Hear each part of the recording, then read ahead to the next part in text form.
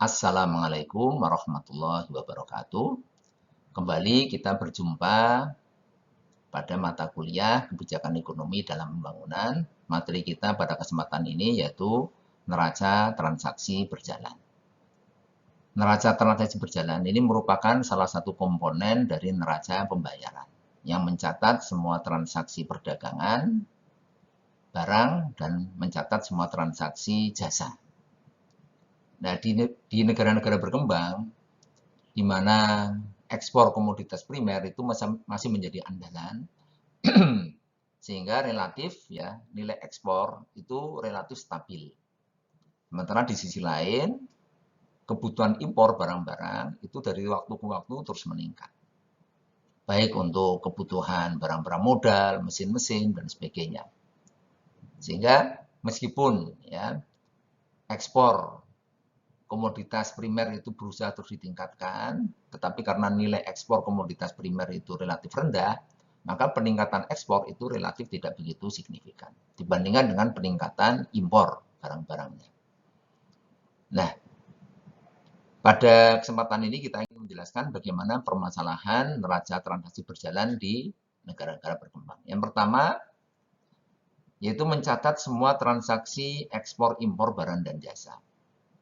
Ya, jadi mencatat semua transaksi ekspor impor barang dan jasa. Dan biasanya di negara-negara berkembang, neraca transaksi berjalan itu mengalami tekanan akibat dari terus meningkatnya impor, baik impor barang maupun impor jasa. Sehingga hal ini yang kemudian menyebabkan upaya bagaimana neraca modal, ya komponen berikutnya dari neraca pembayaran itu harus dipaksa untuk bisa mencapai surplus. Nah, neraca perdagangan di negara-negara berkembang itu didominasi oleh komoditas primer yang nilainya mengalami penurunan, sebagaimana yang sudah kita jelaskan sebelumnya. Nah, sementara untuk neraca jasa itu kebutuhan impor jasa itu relatif lebih besar daripada ekspor jasa. Ya, hal ini terkait dengan masih rendahnya jasa, sektor-sektor jasa keuangan, transportasi, ya, asuransi, dan sebagainya di negara-negara berkembang. Sehingga kebutuhan jasa itu relatif masih harus didatangkan dari negara lain. Mengapa impor negara-negara berkembang itu dari waktu ke waktu terus meningkat? Hal ini terkait dengan karakter negara-negara berkembang itu yang memang membutuhkan barang-barang impor. Sehingga peningkatan impor itu terus meningkat.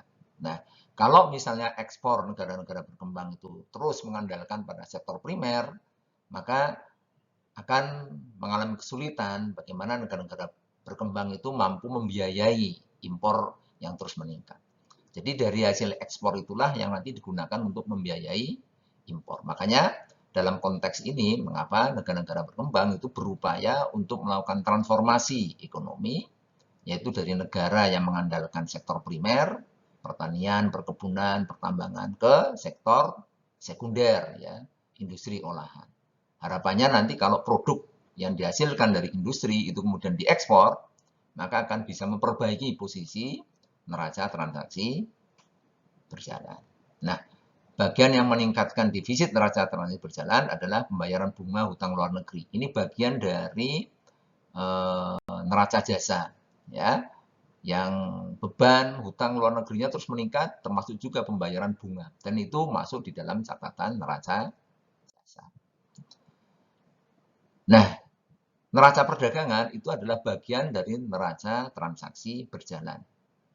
Jadi neraca perdagangan itu mencatat ekspor dan impor barang saja. Ya. Nah, ekspor negara-negara berkembang itu didominasi oleh sektor primer yang relatif nilainya itu relatif impor nilainya itu stabil, ya. Sementara impornya itu rata-rata adalah barang-barang untuk kepentingan industri, ya, baik itu bahan penolong, ya, mesin-mesin, peralatan, dan sebagainya. Jadi disinilah ya bagaimana nilai tukar komoditas primer itu terus mengalami penurunan dibandingkan dengan komoditas industri. Sehingga neraca perdagangan itu dari waktu ke waktu terus mengalami tekanan. Karena negara-negara berkembang itu mengandalkan ekspor pada komoditas primer. Nah, disinilah konteksnya mengapa kemudian negara-negara berkembang itu melakukan industrialisasi, promosi ekspor, dan substitusi impor. Harapannya adalah produk yang dihasilkan dari industri itu nanti manakala diekspor, maka akan bisa meningkatkan pendapatan ekspor. Dan itu bisa memperbaiki posisi dari neraca perdagangan, khususnya dan neraca transaksi berjalan. Nah, pada neraca jasa ini mencatat semua transaksi jasa, ya, ekspor dan impor jasa. Nah, di negara-negara berkembang itu relatif defisit neraca jasanya. Artinya apa? Artinya impor jasa itu lebih besar daripada ekspor. Ya. Nah, disinilah pentingnya negara-negara berkembang itu melakukan kerjasama, ya, untuk bagaimana terus memperbaiki kinerja pada sektor jasa, sehingga paling tidak terlalu besar defisitnya. Nah, rata-rata defisit neraca jasa itu lebih besar daripada surplus neraca perdagangan. Sehingga pada akhirnya neraca transaksi berjalan itu mengalami tekanan pada negara-negara berkembang. Demikian materi kita pada kesempatan ini. Mudah-mudahan ada manfaatnya. Terima kasih. Wassalamualaikum warahmatullahi wabarakatuh.